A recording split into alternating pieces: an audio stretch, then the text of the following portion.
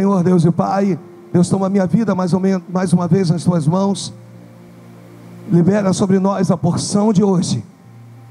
Senhor, faça-nos entender que somos herdeiros, somos co-herdeiros, somos coparticipantes. Senhor, trabalha nos nossos corações, para que a gente venha entender tudo isso, compreender tudo isso, e Deus, irmos, e avançarmos, e tomarmos posse, Senhor, de uma herança que já foi conquistada e liberada na cruz do Calvário. É o que eu te peço no nome do Senhor Jesus. Se você crê, diga amém e amém. Levanta uma das suas mãozinhas e diz: Deus, fala comigo essa noite. Gálatas capítulo 4, verso número 1. O texto diz: digo pois, que durante o tempo em que o herdeiro é menor, de nada se desfere de escravo, posto que é ele o Senhor de tudo. Paulo usa aqui uma alegoria para tratar a respeito desse texto. E esse texto mostra que o filho menor de idade, ainda que herdeiro, e ainda que dono de tudo, porém, sem a idade necessária, ele não pode tomar posse de nada. Por esse motivo, nessa mensagem nós estamos falando que ele não toma posse de nada, porque lhe falta maturidade. Durante esses dias, nós ministramos essa mensagem, a parte 1, a primeira parte. E nessa primeira parte a gente entendeu a respeito de uma estatística. Estatística essa que diz que muitas pessoas, na verdade 90% de pessoas que ganham numa mega sena da vida, em 3 anos, dissipa boa parte dos seus bens, e em 5 anos, consegue dissipar todo o seu bem. E aí a pessoa com quem nós já tratamos esse assunto, se levantou para dizer: pastor, é certo que trata-se de um dinheiro maldito. Nós não queremos entrar no mérito se o dinheiro é maldito, é ou não é maldito. Nós queremos falar a respeito de um texto bíblico. A Bíblia diz em Lucas, no capítulo 15, no seu verso número 12, o seu versículo número 11 já começa a expressar um desejo de Deus de mostrar que quando somos imaturos, nós temos dificuldade de manter algumas coisas nas nossas mãos. O texto diz que certo homem tinha 2 filhos, e um dos seus filhos, o filho mais moço, vira para o pai e diz: pai, eu quero metade da fazenda, metade dos haveres, metade dos bens que me cabem. E a Bíblia diz que o pai reparte e dá ao filho. O texto diz que passado não muitos dias, o filho moço ajunta tudo que é seu e parte para uma terra distante. E o texto diz: e lá dissipou todos os seus bens. Eu até entendo quando você pensa junto comigo em dizer que as pessoas dissipam,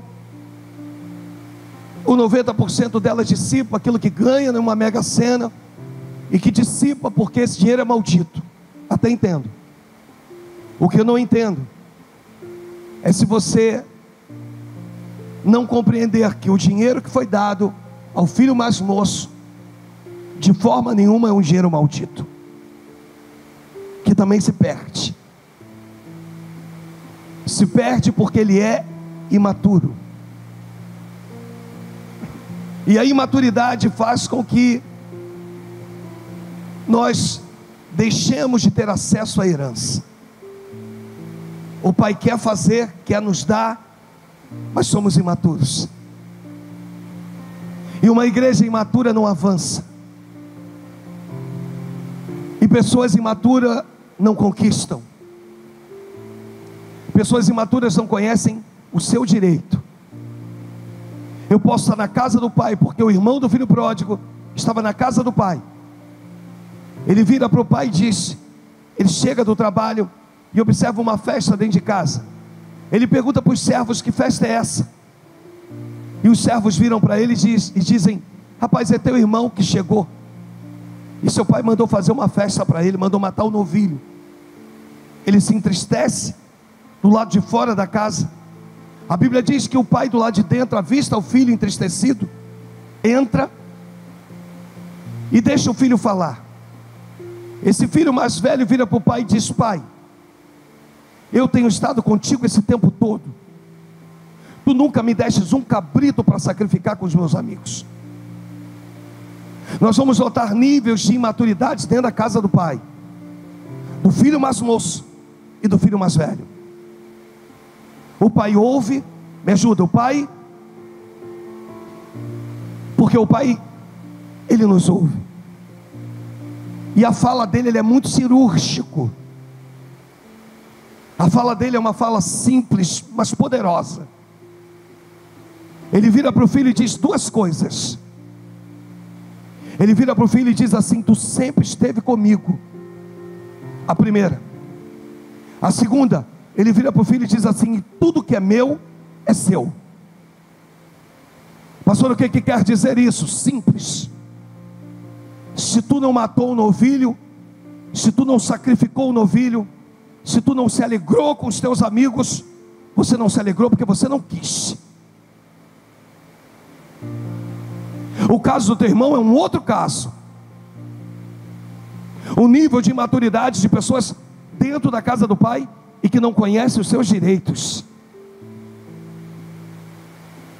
E é claro que se você possui direitos, você também possui deveres. Mas de pessoas que ficam perdidas, uma geração que usa a fé achando ser suficiente, sem maturidade. E eu citei Hebreus 5:12. Esse texto também mexeu muito comigo, porque o escritor aos Hebreus, nesse versículo, ele vai dizer o seguinte, pois com efeito, quando deviam ser mestres, atendendo ao tempo decorrido, não está falando de um nível de cristão qualquer, está dizendo de alguém com tempo com Deus. Deixa eu falar aqui com algumas pessoas que me acompanham desde o início. Deixa eu falar aqui com algumas. Nós estamos com 12 anos de ministério. A nova unção aqui vai fazer 1 ano, mês que vem. Mas deixa eu liberar aqui para você que me acompanha desde o início. Eu tenho membros aqui desde o início. Para alguns de vocês, vocês já eram para estar em outro nível, em outro patamar.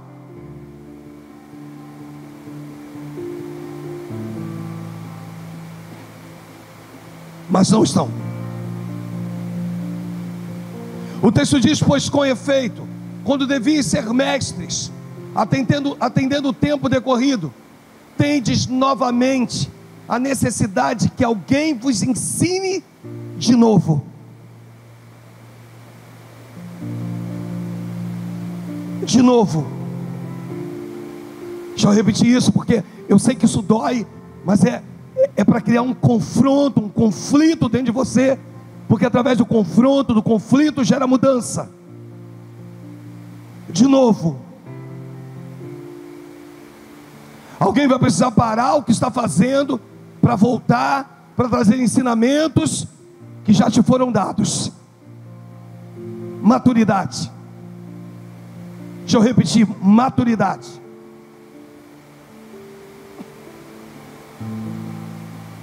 E o texto continua dizendo assim, olha, a necessidade de alguém que vos ensine de novo quais são os princípios elementares dos oráculos de Deus. Assim vos tornastes como necessitados de leite e não de alimento sólido.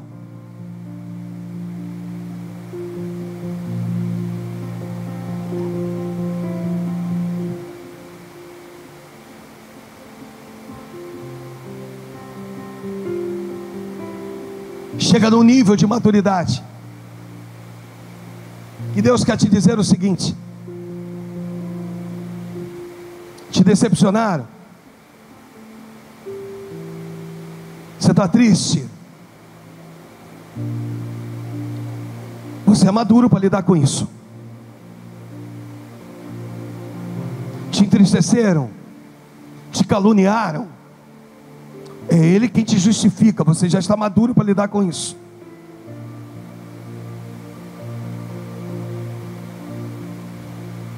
E nós vemos pessoas que não conseguem tomar posse de algumas coisas, porque estão na casa do Pai, mas não adquiriram a maturidade suficiente para herdar o que já foi liberado. Pessoas sem estaturas no mundo espiritual para tomar posse de frutos que já eram para estar ao seu alcance. As árvores estão cheias, e através dessa ministração, o meu principal objetivo é dizer para você: chega de comer dos frutos que caem no chão. Você já observou uma coisa? Em lugar de árvores frutíferas, vou dar um exemplo: deixe uma manga cair no chão e deixe ela lá por algumas horas, poucas horas, e quando você vai abrir, já está com bicho. Sem maturidade você não toma posse, sem maturidade você não avança, sem maturidade você não consegue herdar coisas espirituais liberadas para a tua vida. Eu falei aqui na semana passada, os levitas, ou para ser levita, a pessoa tinha que ter de 20 a 25 anos. O sacerdote, ele precisava ter pelo menos 30 anos de idade. Jesus, ele ministra aos 12 anos, mas só começa o seu ministério aos 30. Maturidade. Eu abri meu coração na semana passada e vou abrir novamente. No início do ministério você vai fazendo, você vai abrindo igreja, você vai ordenando pessoas, você vai, e você percebe que alguns se frustram. Não que não tenham chamado para o ministério, mas que talvez não fosse a hora de ter sido chamado para o ministério. São duas coisas diferentes. Por quê, pastor? Porque não adquiriram maturidade suficiente. Posso engrossar o caldo? O apóstolo Paulo sai pregando de cidade em cidade. Pregava, saía, ia para uma outra, saía, ia para uma outra, saía, ia para uma outra, saía, ia para uma outra, saía, e não deixava líderes. Uau! Como assim, pastor? Não tinha líderes? Depois ele voltava a fazer o caminho oposto e via aqueles que apontavam para uma liderança. E aí ele voltava e começava a instituir os primeiros líderes. Porque qual era o entendimento do apóstolo Paulo? O entendimento dele era: melhor sem liderança do que uma liderança imatura. Te peguei?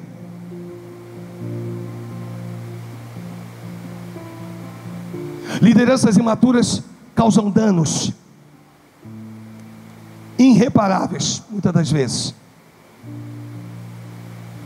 Nós estamos no ano do crescimento, e eu tenho certeza que muitas pessoas devem imaginar, ainda que o nosso objetivo é expandir, é tomarmos posse e tal, mas no ano do crescimento, no grau de maturidade que Deus me deu, nesse tempo, Deus tem falado ao meu coração.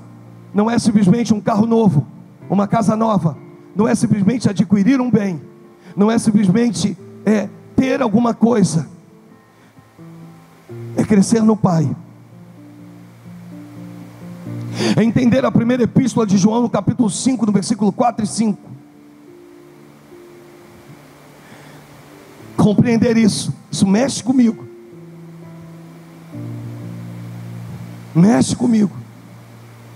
O texto diz: porque todo que é nascido de Deus vence o mundo. Repita comigo: vence o mundo.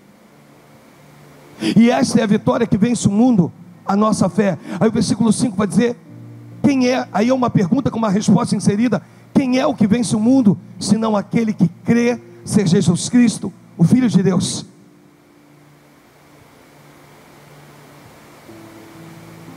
Nós estamos diante de uma geração que está sendo ensinada a conquistar.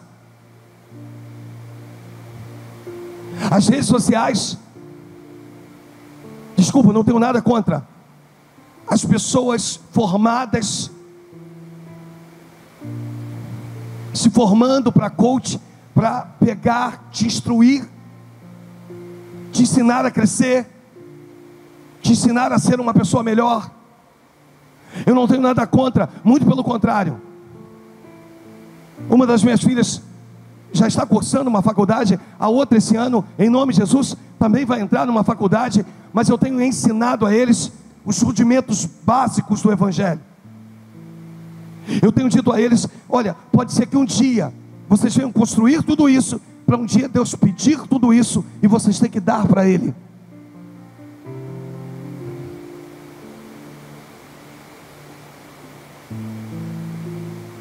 Então, eu não estou aqui, para quem me conhece, para quem sabe quem é o pastor Alexandre, eu sou o maior incentivador de pessoas que desejam conquistar.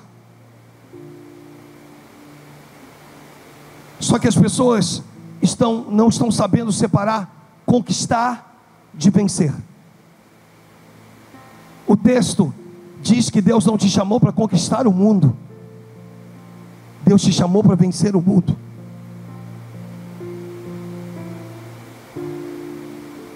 E vencer o mundo vai muito mais além do que tudo isso. Hoje existe um mundo de braços abertos, e pessoas estão conquistando, estão dizendo: é Deus. Lembre-se, nem tudo que Deus honra, Ele aprova. Moisés foi lá, feriu a rocha, foi excluído da terra prometida, não por essa questão de ferir a rocha, quando Deus mandou que ele falasse a rocha. Algumas pessoas vão dizer: ah, pastor, ele ficou fora porque ele feriu a rocha. Negativo, amados. Ele ficou fora porque ele cometeu o pecado que Saul cometeu. Ele pecou contra a autoridade de Deus. Por que há perdão para o pecado de Davi? Porque Davi peca contra a santidade de Deus. E ele pecou contra a autoridade de Deus. Deus vira para ele e diz assim: olha, Moisés, tu vai conclamar o povo, vai chamá-los, eu vou me manifestar e vou dizer que tu é meu servo. Em outras palavras, em curtas palavras, vou mostrar que eu sou contigo, cara.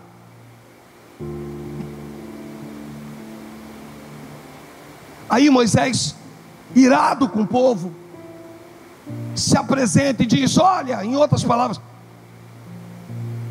Ele é comigo, eu posso, Ele faz, quando eu toco. Ele toca na autoridade de Deus, ele vai lá e fere a rocha.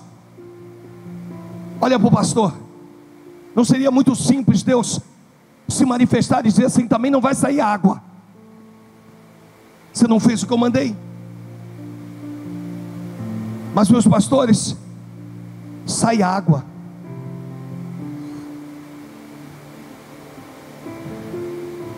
Então isso mostra que existem coisas que Deus honra, mas não aprova.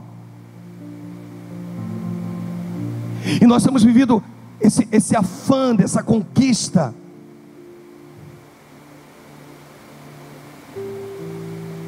Vale a igreja que tem. Não é o ter, é o ser. Não é o que tu tem, é quem você é. O que te leva para o céu não é o que você vai construir, é quem você é nele. É isso que muda a tua história, é isso que muda a minha história. É quem somos nele. Uma igreja gerando crentes. não entendendo que ela é o útero de Deus. Ela não foi chamada para gerar crentes, ela foi chamada para gerar filhos. Nós lemos o texto, quando o texto diz Abba, Pai. Lá no Getsemane, Jesus ele chama o Pai de Abba, Pai.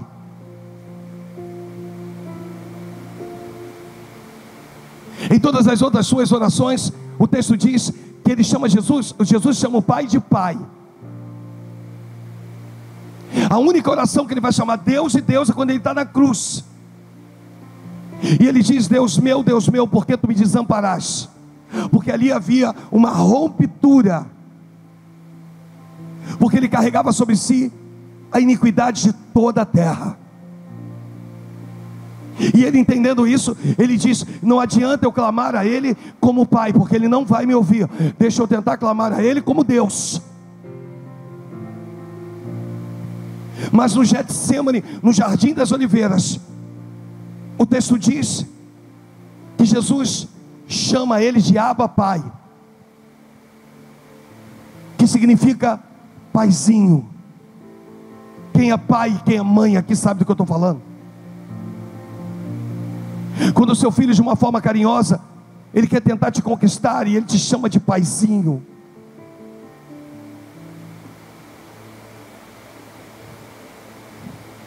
No meu caso, a mais novinha é a menina,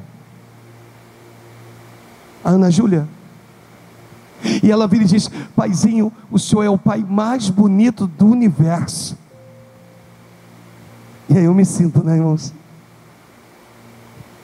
Ela diz: o senhor é lindo, paizinho. Eu digo: menos, filha. Quebra qualquer pai. Ele diz Abba, Pai. Ele diz: paizinho, tudo te é possível. Passa de mim esse cálice.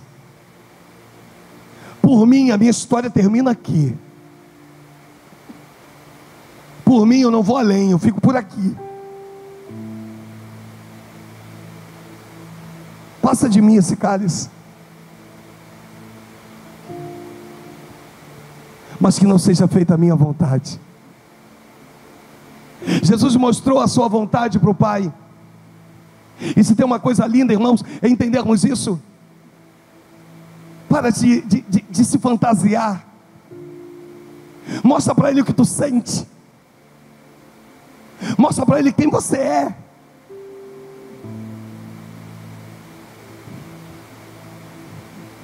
Diz para Ele o que você está sentindo. Não camufla. Não esconde. Ele mostra a vontade dele para o Pai. Ele reconhece a vontade do Pai, sem se afastar do Pai. Maturidade. Deixa eu liberar algo para os pais. Pai, mãe, incentive seus filhos. Faça-os crescer. Forme-os.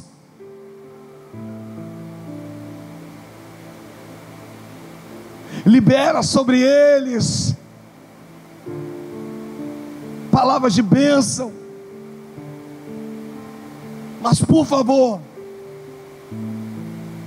ensina-os a vencer o mundo.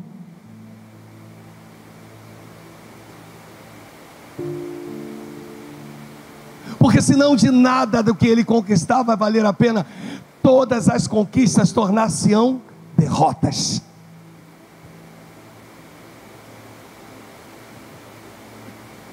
Repita comigo: a minha família vai vencer o mundo. Seria lindo demais se eu liberasse sobre a tua vida, dizendo: a sua família vai conquistar, vai crescer, vai tomar posse, é lindo isso, irmãos. Mas se a minha família, se a tua família não venceu o mundo, não adiantou de nada, balela. Toda a tua dedicação, todos os anos da casa do Pai, eles não adiantaram de nada. Deus quer de nós maturidade. crentes maduros, crentes que entendem.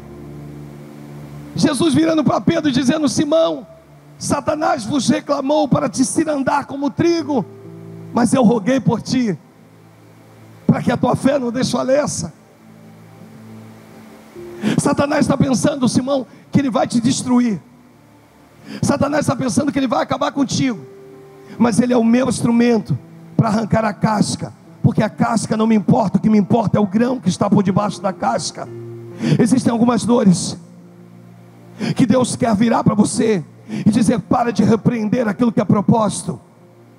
Se hoje virássemos aqui, deixa eu falar sobre isso de novo, e disséssemos para a igreja: olha, Satanás quer te cirandar como trigo. As palavras que sairiam da nossa boca, o que vinha da Universal, inicialmente seria: está amarrado. Depois eu fui para a Nova Vida, eu aprendi o está repreendido. Aí, às vezes eu misturo Nova Vida com Universal, digo: está amarrado, está repreendido, está repreendido, está amarrado, sabe? É uma mistureba só. Por quê? Porque eu não entendo o propósito do Pai. Para de amarrar aquilo que é propósito. Seja maduro. Seja madura. Se Satanás está batendo, não se importe com isso. O Pai já rogou por você. Jesus já rogou o Pai por você, para que a tua fé não desfaleça. Tem alguém do teu lado, segura na mão dessa pessoa, diz para ela: vai ter fé suficiente. Vai haver fé suficiente. Você não vai morrer, você não vai ser destruído. O inimigo está pensando que vai acabar contigo nessa ciranda. O inimigo está pensando que vai acabar contigo nessa peneira. Mas hoje Deus manda eu te dizer que essa peneira faz parte de um propósito, para extrair a casca de você, crente, fazer você um crente maduro. Chega de casca se relacionar com casca. É um tempo de grão se relacionar com grão. É um tempo de homens e mulheres de Deus maduros. Não culpe ninguém se algumas coisas não estão acontecendo. E outra coisa, vou te ensinar algo para tu entender e nunca mais esquecer. Não entra no vento do teu irmão. Toca na pessoa do teu lado, que agora é sério. Diga: não entra no vento do teu irmão. Cuidado, ele pode estar sendo tratado pelo Pai. Se tu entrar, tu entra no tratamento junto com ele.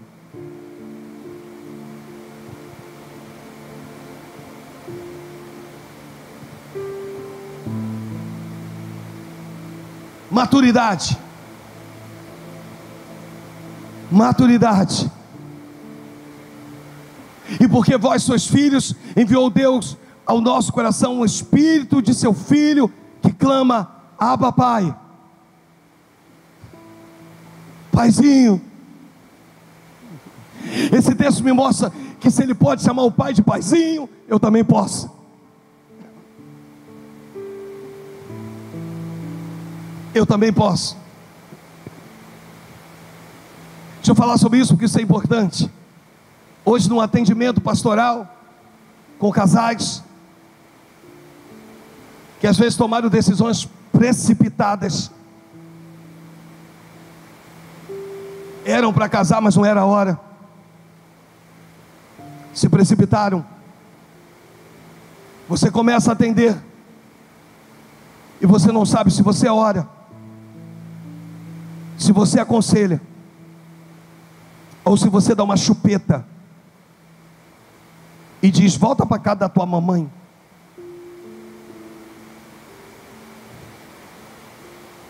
Porque não tem havido amadurecimento, crescimento entre nós. Eu cito uma frase aqui, que existem quedas que foram necessárias, porque o seu crescimento não acompanhou a sua maturidade. Tu estava indo bem, tu caiu. Tu estava indo bem, você despencou.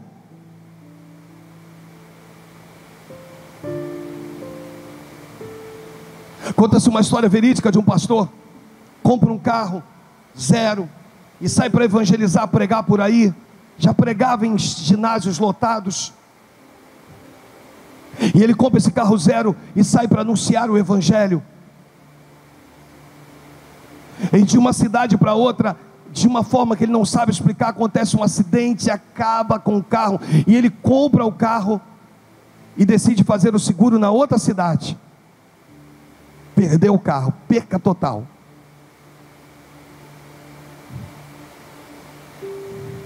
Ao ponto de que os socorristas viram para ele, viram depois para a família e dizem assim: esse cara deve ter algum pacto com aquele lá de cima, porque ele era para ter morrido.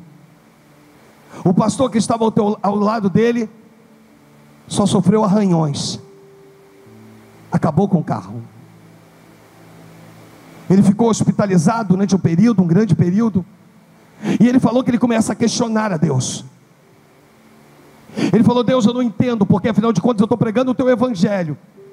Tu sabe que do meu coração sou nascido num berço evangélico, nascido num lar cristão. Eu estou pregando com sinceridade, tu tem me usado, e por que tu permitiu esse acidente? Até que ele alega que se levanta um vaso na igreja. Estou talvez aqui ilustrando, para virar para ele e para dizer exatamente isso, em outras palavras, mas isso aqui, que foi necessário a sua queda, porque o seu crescimento não acompanhou a sua maturidade. Deus vira para ele e diz assim: se eu não te paro agora, você se perde lá na frente. Deixa eu repetir isso: se eu não te paro agora, você se perde lá na frente. Deixa eu repetir isso: se eu não te paro agora, você se perde lá na frente.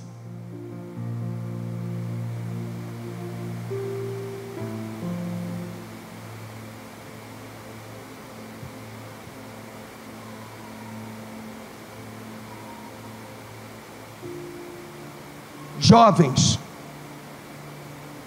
deixa eu falar para vocês, respeitem algumas fases da vida.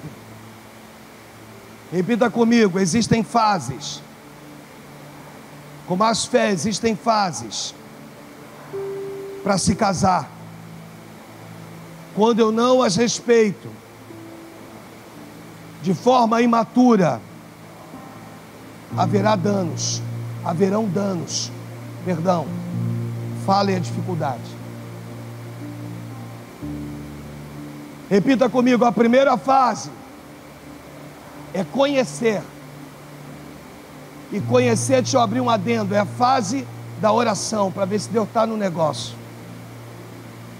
Repita comigo: a segunda fase, quando Deus dá o sim a um namoro. Repita comigo: namoro. Repita comigo: eu preciso respeitar. Segunda fase, depois do namoro, ganha-se um compromisso, é um noivado. Repita comigo: vem o noivado. Repita comigo: para depois vir o casamento. Não atropele fases,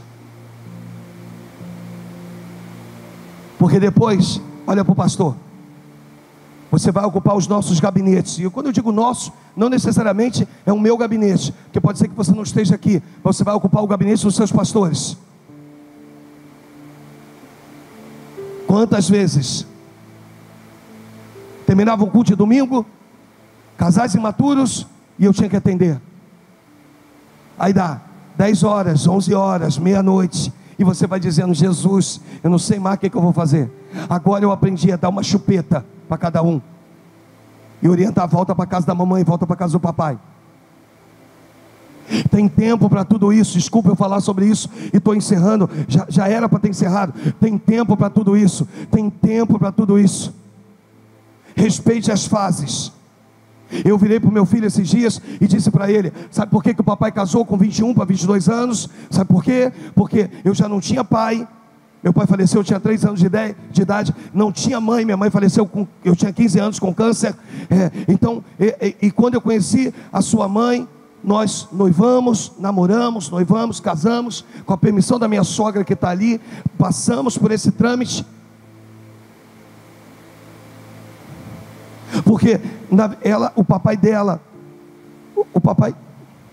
dela saiu para comprar cigarro, irmão, não voltou mais.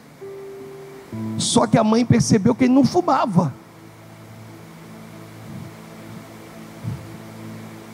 Foi embora. Deixou a mãe com os filhos. E sabe, eu falei para ele, a minha história, eu não tinha pai, não tinha mãe, já sustentava a minha casa, já tinha a minha profissão, não que ele não tenha, não que elas não tenham, não vão ter, mas em outras palavras eu disse para ele, a tua história não precisa ser igual à minha. Mamãe e papai, vira para os filhos assim, fica em casa mais um pouco, fica em casa mais um ano, fica em casa mais 2, fica em casa mais 3, fica em casa mais 4, fica em casa mais 5, deixa o amadurecimento chegar, porque quando ele chegar, tu está pronto.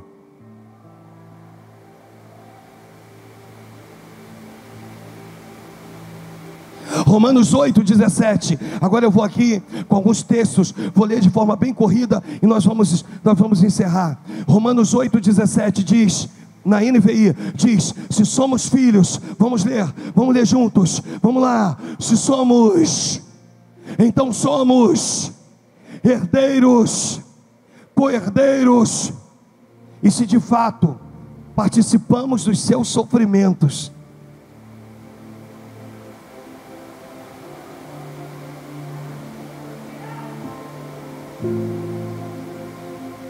dó está na posição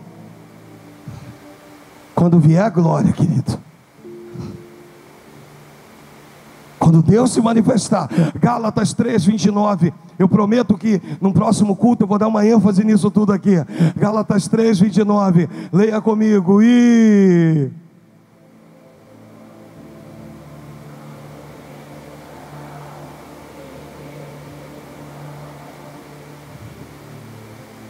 Esse texto aqui é muito legal, porque esse texto aqui, ele vai advertir, ou seja, ele vai usar Paulo aos Gálatas, ele vai dizer, se vocês são de Cristo, são descendentes de Abraão e herdeiro segundo a promessa.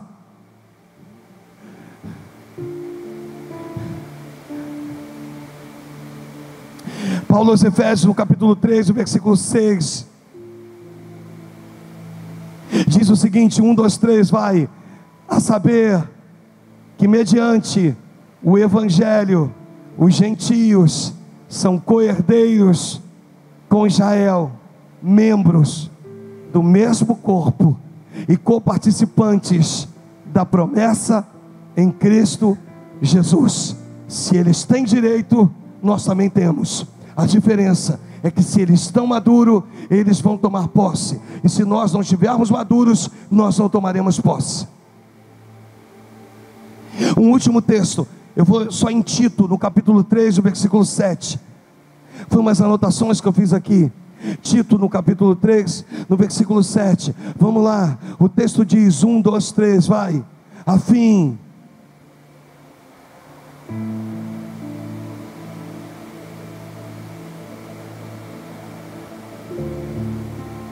justificado por graça, nos tornemos seus herdeiros, segundo a esperança da vida eterna. Eu volto a Gálatas, no capítulo de número 4, para a gente encerrar, vamos ler o texto, para ficar no teu coração. Digo, pois, que durante o tempo em que o herdeiro é menor, de nada se difere de escravo, posto que é ele o Senhor de tudo, mas está sobre tutores e curadores até o tempo pré-determinado pelo Pai. Assim também nós, quando éramos menores, estávamos servilmente sujeitos aos rudimentos do mundo. Vindo, porém, à plenitude do tempo, Deus enviou o seu Filho, nascido de mulher, nascido sob a lei, para resgatar os que estavam sob a lei, a fim de que recebêssemos a adoção de filhos. E porque vós sois filhos, enviou Deus ao nosso Pai o Espírito de seu Filho, que clama, Abba, Pai. Versículo 7 e último, de sorte, vamos ler juntos, 1, 2, 3, vai, de sorte.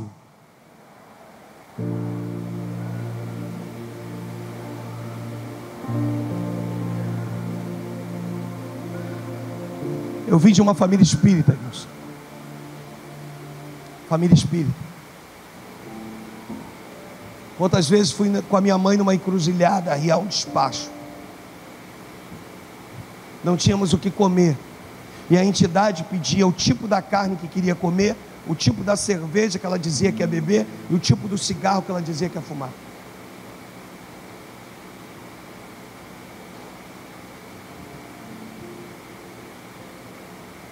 Lembro de uma vez que saímos de uma encruzilhada ali em Auma, e quando voltamos para casa, o demônio manifestou na casa de uma vizinha, no filho dela, e o demônio disse: eu não recebi nada do que você colocou, porque você não colocou da forma correta. Minha mãe começou a chorar dizendo: eu não tenho mais dinheiro. Escravos.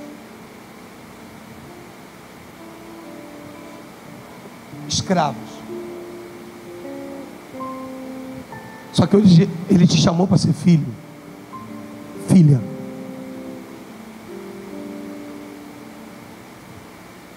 E eu quero fazer um apelo para você, filho.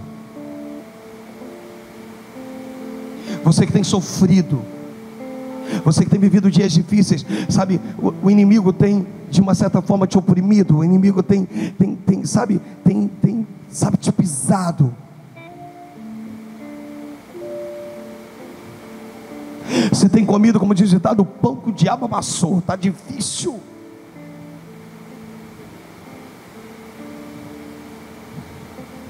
Eu vim te chamar e te dizer: você é filho. Observe bem, o filho pródigo, ele sai, gasta tudo, vai embora, mas continua sendo filho. Posso repetir isso para você? O filho pródigo, ele vai embora, pede metade dos haveres, metade da fazenda, dependendo do texto bíblico, da versão. Pede a metade, o pai vai lá, reparte, dá a metade dele. Ele vai embora, dissipa tudo. Chega lá no meio dos porcos, comendo das alfarrobas, ou seja, das vagens que os porcos comiam. Ele vira e diz assim: quantos trabalhadores de meu pai têm melhor paga do que eu? E aí ele faz o ensaio dele lá no chiqueiro, dizendo: irei e direi ao meu pai: pai, pequei contra o céu e diante de ti, já não sou digno de ser chamado seu filho, trate-me como um dos seus servos. Ele só queria ser servo, irmãos. Só que quando ele chega diante do pai, a Bíblia diz que o pai corre, o abraça e o beija. Ele é filho. Mas ele errou, está longe, mas é filho. Para de ficar apontando o dedo para quem está fora, estende a mão. Para de botar mais para fora quem já está fora. Para de condenar. Uma igreja que condena, uma igreja que aponta dedos, uma igreja que se acha tão perfeita. Ele é filho. Dissipou tudo, mas é filho. Quem vai falar isso não sou eu. Ele manda chamar os servos, o pai diz assim: ó, prepara para ele um anel. Hoje Deus quer dar anéis aqui, uma nova aliança com pessoas aqui nesse lugar. Prepara para ele um anel, prepara para ele sandálias, vestes novas. Manda matar um novilho, porque esse meu filho estava perdido e foi achado, estava morto e reviveu. O mundo quer tentar dizer que você não é filho, mas você é filho. O mundo quer tentar dizer que você está no meio de fazendo coisas que não agradam a Deus, e está tentando tirar de você essa essência de filho. Mas eu vim aqui, olha dos meus olhos. Eu vim aqui, olha dos meus olhos. Olha, não deixa, olha nos meus olhos. Eu vim aqui te dizer que você é filho. Você é filha.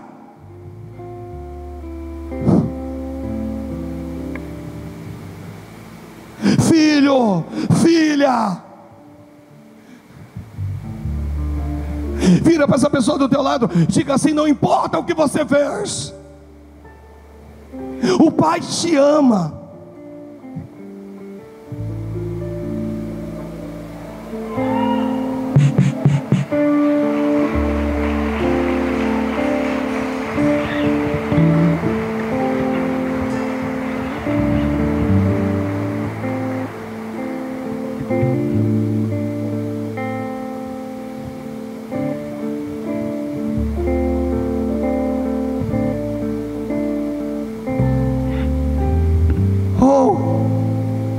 Cara, você é filho, você é filha. Filho, o pai quer te dar um abraço hoje. Filha, o pai quer te dar um cheiro hoje. Posso falar de novo? O Pai quer te dar um cheiro, te dar uma cafungada. O Pai quer dar uma cafungada no seu cangote. Tá dando uma cafungada? Irmãos, a minha maior frustração era essa. Era o fato de eu não ter tido pai. Meu pai faleceu com 3 anos. Meus irmãos lembram do meu pai. Minha mãe repetia muito isso, que quando chegou no sepultamento eu dizia: mãe, tira meu pai do jardim. Aquilo fez as pessoas chorarem copiosamente. Tira, por que meu pai está no jardim? Mãe, tira meu pai do jardim. E as pessoas choravam com a minha fala no sepultamento. Não importa se não é o filho, se não é filho biológico. O que importa é que é filho do coração, é teu pai do coração. Então dá um cheiro aí, dá um cheiro. Tem famílias aqui, tem aí, você está perto de alguém, está perto dos teus filhos, pode dar um cheiro no cangote. O pai quer hoje dar um cheiro. Você está entendendo? O pai quer hoje virar e quer dizer: você é importante para mim. Não importa o que dizem, não importa o que falam, não importa o que sabe? O que importa é que eu penso de você. E o Pai quer dar um cheiro, o Pai quer te dar um beijo, o Pai quer te dar um abraço, o Pai quer te dar um abraço, o Pai quer te dar um cheiro, o Pai quer te dar. O Pai está te chamando, filho. O Pai chama os filhos. Sabe qual vai ser meu apelo hoje? O Pai chamando os filhos. Sabe qual é o meu apelo hoje, pastor Du? O Pai chamando os filhos, dizendo: filho, fica de pé, filho. Fica de pé, filha. Fica de pé. Deixa eu ter um tempo de intimidade contigo. O Pai dizendo assim: esqueça quem está ao teu lado. Alguns minutinhos só. Esquece quem está ao teu lado. Fecha os teus olhos aí no teu lugar. Pastor, eu queria um abraço de pai. Quer um abraço? Se for o teu caso, venha. Amém? Pastor, preciso de um abraço hoje.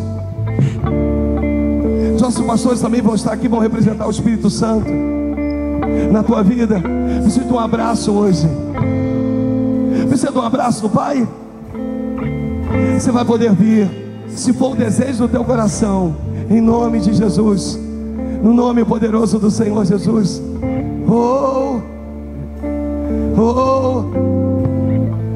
E você vai poder fazer isso. Do contrário, aí no teu lugar você pode abraçar o teu corpo assim, ó. Gerado desde a eternidade nos sonhos de Deus,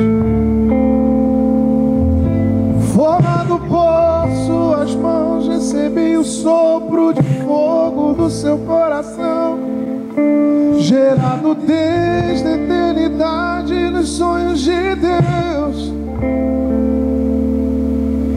formado por suas mãos, recebi o sopro de fogo do seu coração. Nós vamos fazer o seguinte: eu sou o filho do fogo. Nós vamos vir andar nos corredores e o Espírito Santo vai guiar vocês. Eu sou o filho. E vocês vão abraçando pessoas.